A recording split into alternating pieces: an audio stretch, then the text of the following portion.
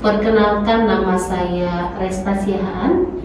Saya sebagai perawat di Sentra Palamarta Sukabumi yang sudah bertugas 15 tahun.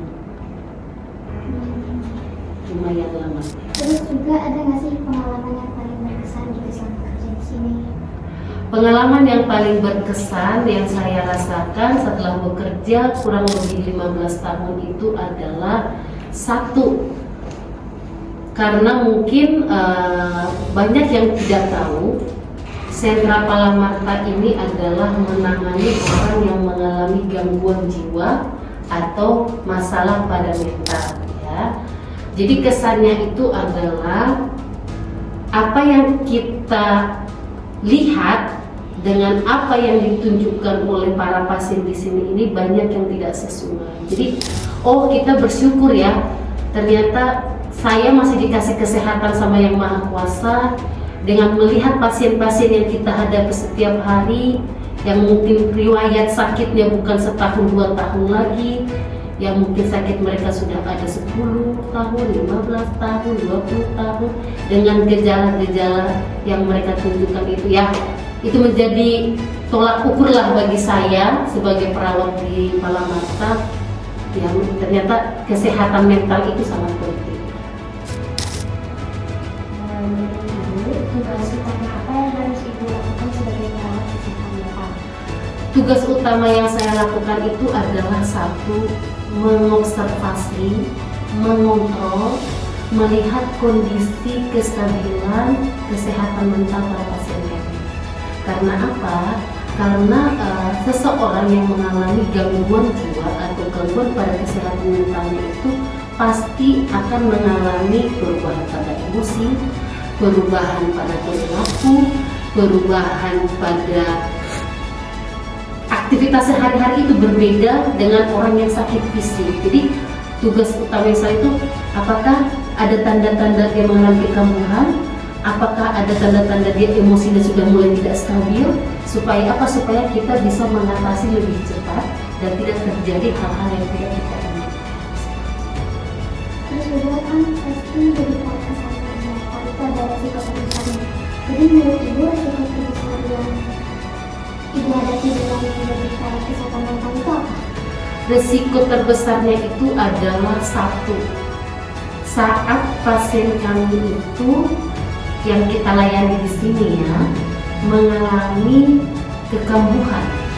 Itu kan tujuannya kita itu kan mereka emosinya stabil, bisa mengikuti layanan rehabilitasi yang dilakukan di Palamarta, bisa mengikuti kegiatan yang dilakukan di Palamarta. Tapi saat emosi mereka, kondisi kesehatan mentalnya itu tidak stabil, itu adalah pengalaman ataupun tantangan terbesar yang bagi saya ya, yang saya hadapi. Karena apa?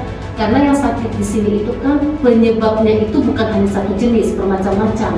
Jadi kan gejala-gejala yang ditunjukkan pun 1 sampai 10 orang itu tidak sama. Jadi kita harus memahami, si A begini, si B begini, menghadapi cara berbicara ke si A begini, berbicara ke si B begini, memanggil namanya begini, menyapanya begini. Itu harus ada di ini kita sehari-hari seperti itu. Pesan-pesan Ibu pada masyarakat supaya menjaga kesehatan mental. Itu sangat penting pertanyaannya. Pesan-kesannya yang pertama satu ya, jangan menganggap sepele terhadap kesehatan jiwa atau kesehatan mental.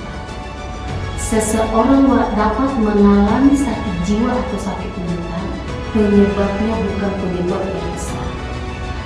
Kadang ada hal yang sepele atau permasalahan yang kecil yang dihadapi, bisa dalam lingkungan rumah, bisa dalam lingkungan sekolah, bisa dalam lingkungan pekerjaan, itu bisa menjadi pemicu seseorang mengalami kesehatan jiwa.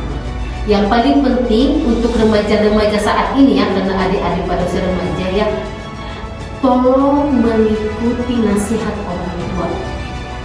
Nasihat orang tua, nasihat guru yang di sekolah, nasihat apabila belajar agama ya, guru ngaji segala macam. Karena itu adalah benteng, pagar atau tembok untuk pertahanan diri seseorang untuk tidak mengalami gangguan kejiwaan. Satu, tanda kutip, pergaulan. Ya, pintar-pintar menjaga diri dari pergaulan saat ini yang mungkin kemajuan teknologi dengan melihat handphone, melihat media massa baik televisi, internet, segala macam sekarang gampang diakses ya. Pintar-pintar untuk membatasi diri. Karena apa? Yang kami layani di sini pada usia remaja banyak penyebabnya itu sakit karena gadget. Gadget ya, gadget itu dominan. Karena ada beberapa di sini dia bercita-cita menjadi YouTuber, orang Sukabumi bercita-cita menjadi YouTuber, tetapi tidak kesampaian. Karena apa? YouTuber itu editing foto harus pintar, punya dana juga untuk paket segala macam. Orang tua, ekonomi orang tua tidak mampu mendukung, dia bisa sakit. Jadi pesan saya, baik orang tua, baik masyarakat, baik anak-anak, pintar-pintarlah membentengi diri terhadap kemajuan teknologi saat ini. Terus kita sebagai orang tua pola asuh kepada anak saat ini. Itu aja sih pesan saya.